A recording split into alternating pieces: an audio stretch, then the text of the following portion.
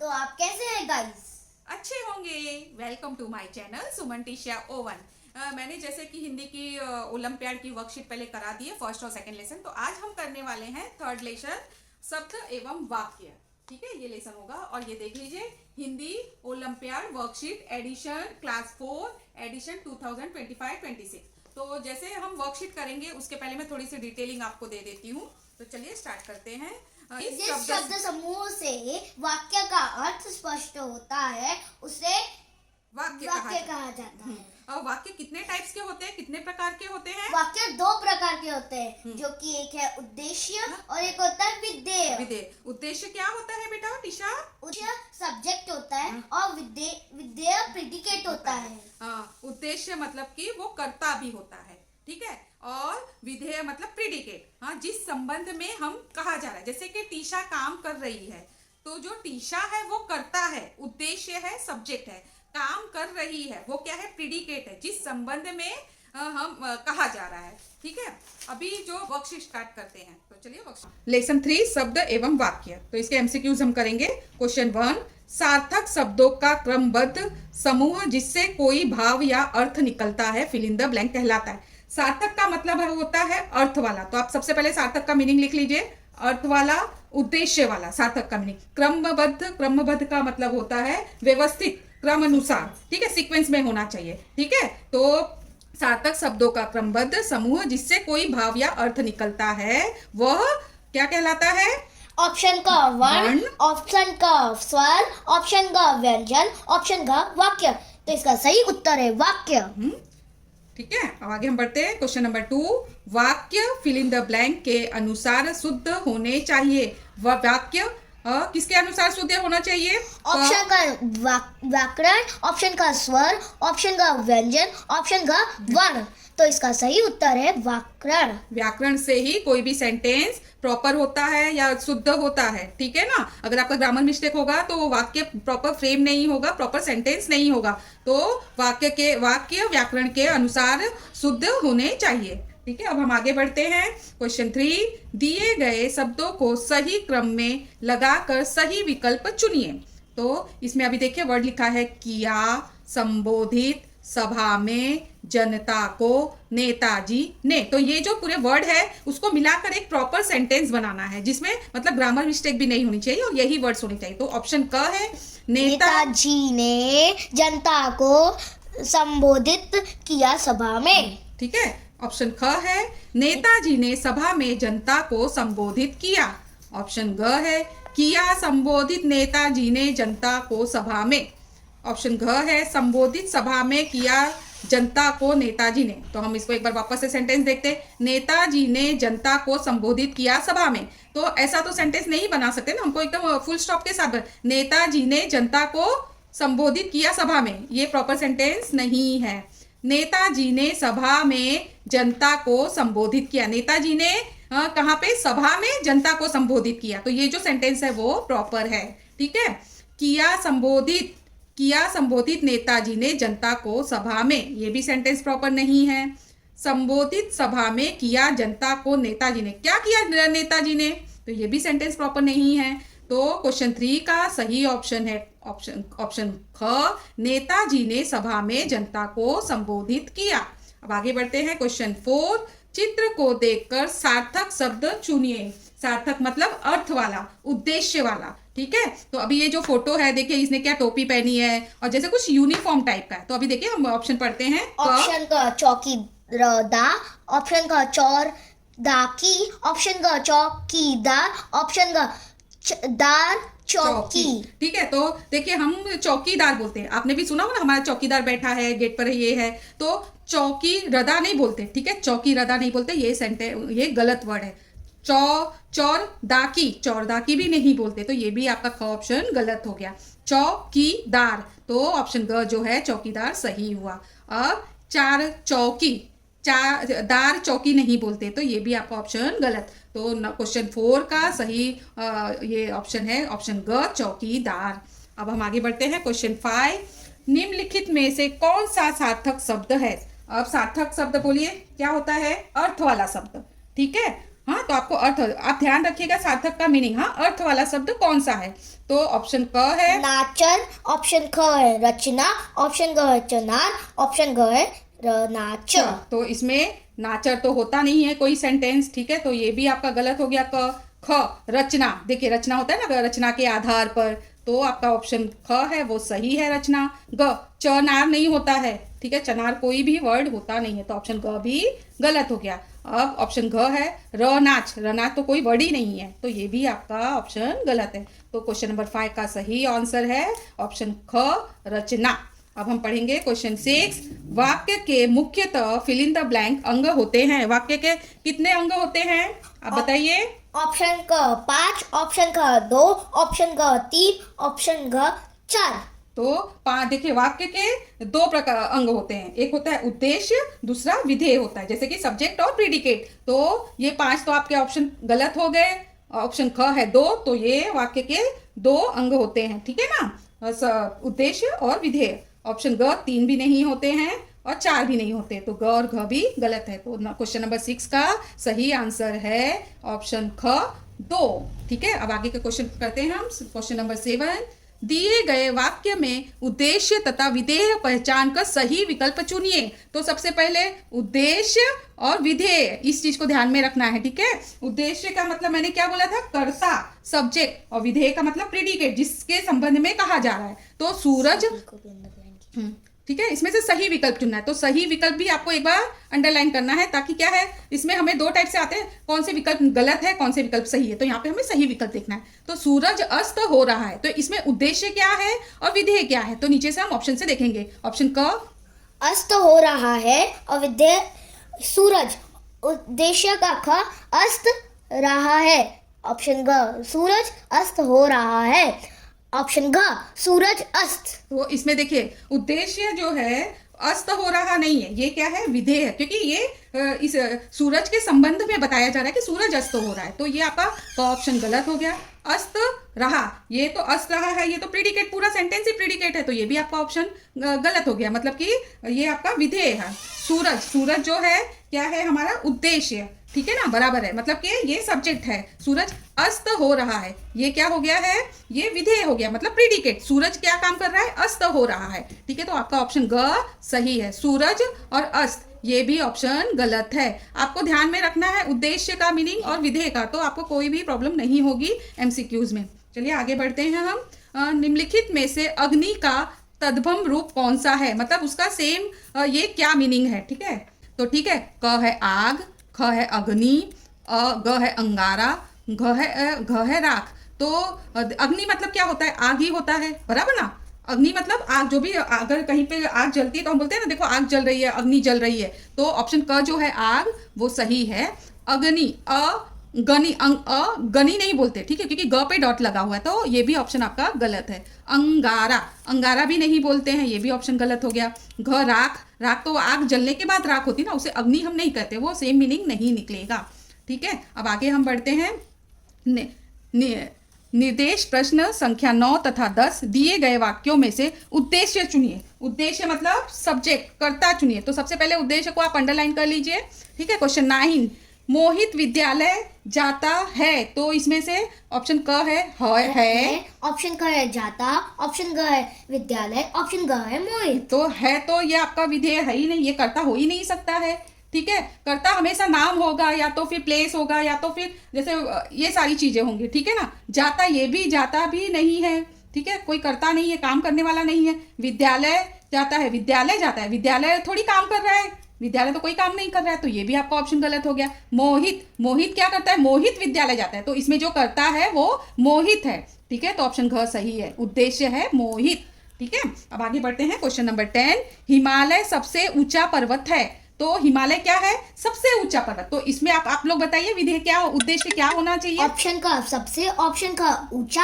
Option का पर्वत, option का हिमालय।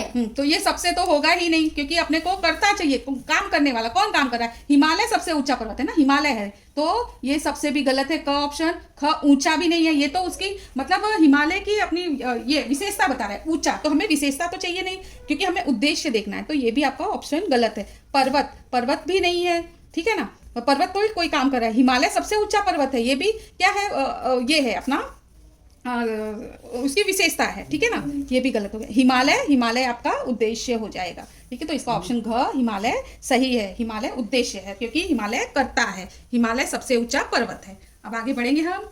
निर्देश प्रश्न संख्या 11 तथा 12 दिए गए वाक्यों में से विधेय चुनिए। विधेय चुनना है मतलब प्रेडिकेट, जिसके संबंध में कुछ कहा जा रहा है, ठीक है, इस चीज को ध्यान में रखना है। तो क्वेश्चन नंबर 11, मुझे राम के घर खेलने जाना है। तो मुझे क्या है, ये करता है, मुझे राम के घर खेलने जाना है, ठीक है ना। तो खेलना क्या हो गया, के, ऑप्शन क है, के घर खेलने जाना है। ख राम के घर खेलने जाना है। ऑप्शन ग घर खेलने जाना है। ऑप्शन घ मुझे राम के घर। तो इसमें जो है के घर खेलने जाना है, ये ऑप्शन गलत है, ठीक है ना। हम लोग को उसका प्रेडिकेट चाहिए, ठीक है, जिस संबंध में कहा जा रहा है। हाँ, मुझे राम के घर खेलने जाना, राम के घर खेलने जाना ऑप्शन सही है। किससे जाना है, ये आपका हो गया उद्देश्य, करता, मुझे जाना है, किसके घर जाना है, राम के घर खेलने जाना है, ठीक है। ख ऑप्शन सही है। ग घर खेलने जाना है, घर खेलने जाना ये भी पूरा सेंटेंस नहीं है, हम किसके घर जाना है, कहाँ खेलने जाना है, क्लियर होना चाहिए ना, ये भी गलत है आपका। और उसके बाद ऑप्शन घ मुझे राम के घर क्या जाना है, खेलने जाना है, पूरा सेंटेंस नहीं है। तो क्वेश्चन नंबर 11 का राइट आंसर है राम के घर खेलने जाना विधेय है, ठीक है ना। सुधा ने पुस्तक पढ़ ली। सुधा ने क्या कर ली, सुधा ने पुस्तक पढ़ ली, ठीक है ना। सुधा जो है वो उद्देश्य है, करता है, ने पुस्तक पढ़ ली क्या हो जाएगा आपका, विधेय हो जाएगा, प्रेडिकेट। तो क ऑप्शन है सुधा ने, ये ऑप्शन गलत है क्योंकि ये जो है उद्देश्य है। पढ़ ली ये भी नहीं है, पूरा सेंटेंस नहीं, क्या पढ़ ली, ये तो पता होना चाहिए ना कि क्या पढ़ ली, ठीक है, ये भी ऑप्शन है। ने पुस्तक पढ़ ली, तो ने पुस्तक पढ़ ली सही ऑप्शन है। सुधा ने क्या कर ली, सुधा ने पुस्तक पढ़ ली, ऑप्शन घ सुधा ने पुस्तक, ये तो सेंटेंस ही नहीं है, सुधा ने क्या पुस्तक, ये भी ऑप्शन गलत है, ठीक है ना। तो क्वेश्चन नंबर 12 का राइट आंसर है ने पुस्तक पढ़ ली, विधेय है। क्वेश्चन नंबर 13, वाक्य में रेखांकित शब्द का शुद्ध रूप वाला विकल्प चुनिए। शुद्ध ने, रोहित ने अपने अध्यापक के चरण छुए। अध्यापक वर्ड नहीं होता है, ठीक है, ये वर्ड ही रॉन्ग है, तो ये अध्यापक, इसकी जगह पे हम लोग को प्रॉपर वर्ड डालना है। तो ऑप्शन क है अध्यापक, अध्यापक, ये जो स्पेलिंग है वो सही है। ख है अध्यापिक, ये भी वर्ड गलत है, ठीक है, अध्यापिक नहीं बोलते हैं। हाँ, फिर अध्यापक भी नहीं कहते, तो ये भी वर्ड गलत है। और घ है अध्यापक, हाँ, अध्यापक, तो ये भी वर्ड गलत है। आप जब भी पढ़ते हो ना कोई भी वर्ड, तो एक एक वर्ड जोड़ के पढ़िए, तो इससे क्या होता है ना, लिखने में भी हमारे वर्ड प्रॉपर आते हैं और जो हम बोलते हैं वो लिखते हैं, ठीक है। इसलिए मैं एक एक वर्ड आपको पढ़ के बता रही हूँ। क्वेश्चन नंबर 14, वाक्य के 2 अंग कौन से होते हैं। वाक्य के 2 अंग कौन से होते हैं बताइए। फर्स्ट है क, उद्देश्य तथा कारक। मैंने आपको बताया था ना वाक्य कितने टाइप्स के होते हैं, उसके कौन से 2 अंग होते हैं, ये ऑलरेडी आगे भी रिपीट हुआ था। तो वाक्य के 2 अंग कौन से, तो उद्देश्य और कारक नहीं होते हैं, ये भी गलत है। उद्देश्य तथा विधेय, उद्देश्य मतलब सब्जेक्ट कर्ता, विधेय मतलब प्रेडिकेट, जिस संबंध में कहा जा रहा है, ठीक है ना। तो ऑप्शन ख है वो सही है। विधेय तथा कारक ये भी गलत है। विकारी और अविकारी ये भी गलत है। तो क्वेश्चन नंबर 14 का सही आंसर है ख, उद्देश्य तथा विधेय। क्वेश्चन नंबर 15, निम्नलिखित में से शुद्ध शब्द चुनिए। इसमें से जो भी शुद्ध मतलब स्पेलिंग प्रॉपर हो। पुस्तक आलय, पुस्तक आलय नहीं कहते, तो ये ऑप्शन गलत है। ऑप्शन का पुस्तकालय, तो ये ऑप्शन सही है, पुस्तकालय कहते हैं, ठीक है, जहाँ बुक की लाइब्रेरी होती है उसको पुस्तकालय कहते हैं, ठीक है ना। ऑप्शन ग पुस्तक आलय, कालय, पुस्तक कालय, पुस्तक कालय भी नहीं बोलते, देखिए वर्ड ऐसे पढ़ते पुस्तक कालय, ठीक है ना, ये भी गलत है। ग है पुसत कालय, पुसत कालय भी गलत वर्ड है। तो इसका क्वेश्चन नंबर 15 का सही आंसर है ख, पुस्तकालय। आगे बढ़ते हैं। निर्देशीय प्रश्न संख्या 16 तथा 17 दिए गए वाक्य में से शुद्ध वाक्य चुनिए। मतलब शुद्ध वाक्य चुनना जो प्रॉपर सेंटेंस हो। वाक्य किसे कहते हैं बताइए। जिस शब्द समूह से वाक्य का अर्थ स्पष्ट होता है उसे वाक्य कहा जाता है। ठीक है, ये चीज याद रखिएगा। तो ऑप्शन क है, पिताजी बहुत साहसी है मेरे। तो ये भी आपका प्रॉपर सेंटेंस नहीं है। पिताजी बहुत साहसी है मेरे, ऐसा बोलते हैं क्या हिंदी में? हिंदी में कैसे बोलते हैं? मेरे पिताजी बहुत साहसी है, पिताजी बहुत साहसी है मेरे, ये ऐसे वर्ड्स नहीं होते हैं। ऑप्शन ख, बहुत पिताजी साहसी है मेरे, ये भी गलत सेंटेंस है। मेरे पिताजी बहुत साहसी है, हाँ ये हिंदी में प्रॉपर सेंटेंस है, प्रॉपर वाक्य है। ठीक है बहुत साहसी मेरे पिताजी, ये इंग्लिश थोड़ी है, एक्सक्लेमेटरी थोड़ी है। हाँ, हमें प्रॉपर से सेंटेंस करना है। तो ऑप्शन घ भी गलत है। तो 16 का सही आंसर है ऑप्शन ग, मेरे पिताजी बहुत साहसी है। अब क्वेश्चन नंबर 17 क है, हो रही है बारिश। ऐसे हम नहीं कहते, हो रही है बारिश नहीं कहते, हम कैसे कहते हैं? बारिश हो रही है। ठीक है ना, तो ऑप्शन क गलत है। बारिश रही है हो, ये भी ऑप्शन गलत है। बारिश है हो रही, ये भी गलत है। बारिश हो रही है, तो ऑप्शन घ है वो सही है, सही वाक्य है, प्रॉपर सेंटेंस है। अब आगे बढ़ते हैं क्वेश्चन नंबर 18। दिए गए वाक्य को और शब्द से जोड़कर सही विकल्प चुनिए। ठीक है, और वाक्य से जोड़ना है, मतलब दो सेंटेंस को जोड़ने के लिए हम बीच में लिखते हैं ना एंड, तो यहाँ पे हमें क्या करना है? दो सेंटेंस को जोड़ने के लिए और लगाना है, और जोड़कर हमें दो वाक्य को एक वाक्य बनाना है। ठीक है, समझ में आया? तो क है, मेरी बहन खेल रही है और उसकी सहेलियां पढ़ रही है। देखो हाँ, ये बात सही है ना, मेरी बहन खेल रही है मतलब मेरी बहन खेल भी रही है और उसकी सहेलियां पढ़ भी रही है, मतलब ये दो सेंटेंस, दो वाक्य को मिलाकर एक वाक्य बना हुआ है। ठीक है, और से जोड़ा गया, तो ये जो आपका ऑप्शन क है वो सही है। मेरी बहन और उसकी सहेलियां पढ़ी, दोनों पढ़ नहीं रही है, मेरी बहन खेल रही है और उसकी सहेलियां खेल रही है, तो ये आपका सेंटेंस और करके नहीं जुड़ रहा है, क्योंकि एक काम हो रहा है, एक जगह पे क्रिया नहीं हो रही है। मेरी बहन और उसकी सहेलियां खेल रही हैं। ठीक है ना, दो, मेरी बहन और उसकी सहेलियां दोनों थोड़ी खेल रही हैं, एक पढ़ रही है और एक खेल रही है, तो ये भी गलत है। मेरी बहन पढ़ रही है और उसकी सहेलियां खेल रही है। ठीक है, तो ये भी सेंटेंस गलत है, क्योंकि यहाँ पे लिखा है मेरी बहन खेल रही है। ठीक है, मेरी बहन पढ़ रही है, तो ये घ भी ऑप्शन गलत है। 18 का सही आंसर है, मेरी बहन खेल रही है और उसकी सहेलियां पढ़ रही है। ऑप्शन, अब हम आगे बढ़ते हैं क्वेश्चन नंबर 19। दिए गए चित्र के अनुसार कौन सा वाक्य सही है? अभी देखिए, ये एक पेड़ है, डाली पे कौन बैठी है? कोयल, डाली के ऊपर कोयल बैठी दिख रही है। तो चलिए अब ऑप्शन पढ़ते हैं। ऑप्शन का कोयल घर में बैठी है। ऑप्शन का कोयल देखिए, कोयल जो है घर में तो नहीं बैठी है, ये किस पर बैठी है? डाल पर। तो ये घर में बैठी है, ऑप्शन तो गलत हो गया। ऑप्शन ख, ऑप्शन का कोयल डाल पर बैठी है। हाँ, कोयल कहाँ बैठी है? डाल पर बैठी है, तो ये ऑप्शन आपका ख सही है। ऑप्शन का कोयल घर के अंदर है। कोयल घर के अंदर है ही नहीं, ये तो डाल पर बैठी है, तो ये भी आपका ऑप्शन ग गलत हो गया। ऑप्शन का कोयल पत्ते खा रही है। देखिए, इसमें कोयल तो पत्ते खा नहीं रही है, ठीक है, वो तो खाली बैठी है, तो ये भी आपका ऑप्शन गलत है। क्वेश्चन नंबर 19 का सही आंसर है ऑप्शन ख, कोयल डाल पर बैठी है। आगे बढ़ते हैं क्वेश्चन नंबर 20। दिए गए शब्दों से सार्थक वाक्य बनाकर सही विकल्प चुनिए। अब सार्थक का मतलब है अर्थ वाला, उद्देश्य वाला वाक्य बनाकर सही विकल्प करना। चाहिए वाणी मीठी होनी हमारी, तो इसको हमें सारे वर्ड मिला के एक प्रॉपर वाक्य, सही वाक्य बनाना है। ऑप्शन क, हमारी वाणी मीठी होनी चाहिए। तो देखिए, हमारी वाणी मीठी होनी चाहिए, तो हम हिंदी में ऐसे ही बोलती ना, हमारी वाणी मीठी होनी चाहिए, हमें ये करना चाहिए, हमें पढ़ना चाहिए, तो जो ये सेंटेंस है ऑप्शन क वो सही है। अब ऑप्शन ख है होनी चाहिए हमारी वाणी मीठी, ये भी वाक्य गलत है, हिंदी में ऐसे नहीं बोला जाता। ऑप्शन क, मीठी चाहिए होनी हमारी वाणी, ये भी ऑप्शन गलत है, हिंदी में ऐसे नहीं बोला जाता है। ऑप्शन क, वाणी चाहिए होनी मीठी हमारी, ये भी वो गलत वाक्य है। तो क्वेश्चन नंबर 20 का सही आंसर है ऑप्शन क, हमारी वाणी मीठी होनी चाहिए। अब आगे बढ़ते हैं क्वेश्चन नंबर 21। दिए गए शब्द में वर्णों का क्रम सही करके सही विकल्प चुनिए। ठीक है, इसमें रियलना, इसका जो है हमें इंग्लिश में बोलते हैं जंबल रहता है कि हम स्क्रैम्बल करते हैं। ठीक है, तो अभी देखिए रियलना, इसका हमें बनाना है, तो ये सारे तो ऑप्शन क है नालयरी।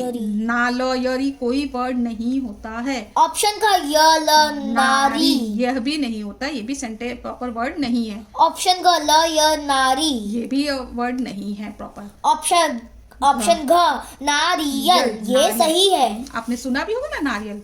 तो इसमें सारे वर्ड देखो, ना गया, री हो गया, फिर य और ल, सारे वर्ड्स भी आ गए और प्रॉपर वर्ड भी बन गया। तो क्वेश्चन नंबर 21 का सही आंसर है ऑप्शन क नारियल।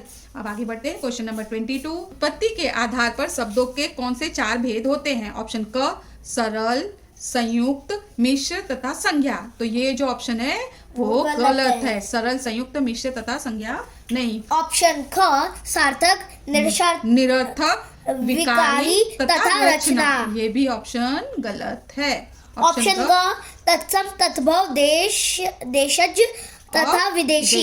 ये जो ऑप्शन है ये सही है। तत्सम, तद्भव, देशज तथा विदेशी। आगे ऑप्शन घ है तत्सम, ऋण, यौगिक तथा संयुक्त। ये भी आंसर गलत है। तो 22 का जो है सही आंसर है ऑप्शन घ तत्सम, तद्भव, देशज तथा विदेशी। ऑप्शन क्वेश्चन नंबर 23 पढ़ेंगे। कॉलम 1 में दिए गए चित्रों को पहचान कर कॉलम 2 में दिए गए उनके तत्सम शब्दों से मिलान कर सही विकल्प चुनिए। सही। हाँ, तो पढ़ते हैं ऑप्शन क। ऑप्शन अ देखिए ये चित्र बना है कॉलम अ में और कॉलम 2 में है वो नाम लिखा है। तो ये जो है जैसे पुराने जमाने में हम लिखने के लिए क्या करते थे, मोर के पंख का यूज करते थे। तो ये पत्र आएगा। हाँ, तो इसका जो ऑप्शन आएगा वो है चौथ, पत्र। तो इसमें से हम पहले ऑप्शन देख लेते हैं। अ का 4, अ का 4 किसमें आया हुआ है? क में है, ख में है, ग तो निकल गया, ठीक है, और घ भी निकल गया। तो ये दो ऑप्शन। ग में लिखा है अ 2 और घ में लिखा है अ 1। हाँ, तो आगे देखते हैं। देखो तो ये अभी मोर का पंख है तो ये वानर तो हो नहीं सकता है, ठीक है ना। हाँ, चलिए आगे बढ़ते हैं। ये घोड़ा है तो ये ब का 3 आएगा, घोटक। घोटक, ठीक तो है। देखिए अब इसमें कौन से इसमें है? क में है, ख में तो नहीं है, ख में ब का 2 दिया हुआ है तो ये भी चला गया, ठीक है। तो इसका सही उत्तर है क। फिर भी आपको क्लियर करवाने के लिए मैं सारे कर देती हूँ। तो एक वानर है तो इसका 2 आएगा, ठीक है। तो इसमें स का 2 है, ठीक है। द तो ये है एक कुआं नहीं बोलते, तो इसका 1 आएगा, ठीक है। तो ये द का 1, तो ये का ऑप्शन सही है। आगे बढ़ते हैं क्वेश्चन नंबर 24। निर्देश प्रश्न संख्या 24 तथा 25 कॉलम 1 में दिए गए उद्देश्यों का कॉलम 2 में दिए गए विधेयों का से मिलान कर सही विकल्प। इधर उद्देश्यों और विधेयों का मिलान करना है, मतलब कर्ता और इसका जो भी सब्जेक्ट और प्रेडिकेट का हमें मिलान करना है। तो उसने, ऑप्शन अ है उसने अपना गमला तोड़ दिया। तो अ का थर्ड हो जाएगा। तो अ 3 इसमें है और 4 इसमें नहीं है। ऑप्शन ग में अ 2 है तो इसमें भी नहीं है। ऑप्शन घ में अ 1 है तो इसमें भी नहीं है। तो इसका सही उत्तर अ है। तभी मैं आप लोग को समझाने के लिए आगे कर देती हूँ। मेरा भाई बुद्धिमान है, तो ये ब 4, तो ये भी सही है। रानी की पुस्तक खो गई, भैया को पतंग मिल गई। तो क्वेश्चन नंबर 24 का सही आंसर है ऑप्शन क। तो चलिए नेक्स्ट क्वेश्चन पे। क्वेश्चन नंबर 25 कॉलम 1 और कॉलम 2 को इसका है कॉलम 1 को कॉलम 2 में मिलान करना है। तो सीमा बहुत बुद्धिमती है, तो अ 2, तो क में अ 2 है, ठीक है। ख में भी अ 2 है, ठीक है। ग में 1 है तो ये निकल गया। इसमें घ में अ 4 है तो ये निकल गया। तो आगे देखते हैं। खिलाड़ी का होगा 1। खिलाड़ी खेल प्रतियोगिता में जीत गया। तो इसमें देखते हैं ब 1, इसमें ख में ब 3। तो ये तो निकल गया। तो इसका सही उत्तर है क, बट फिर भी मैं आप लोग को अच्छी तरीके से समझ में आ जाए इसके लिए मैं आगे करवा देती हूँ। स का 4 आएगा। मुर्गी ने अंडे दिए और माता जी ने बहुत अच्छा खाना बनाया। तो इसका सही 25 का सही उत्तर है क। अगर आपको ये मेरी वीडियो अच्छी लगी होगी तो इस वीडियो को लाइक, सब्सक्राइब और कमेंट ज़रूर कीजिएगा। Thank you. अब चलिए अगले वीडियो में मिलेंगे।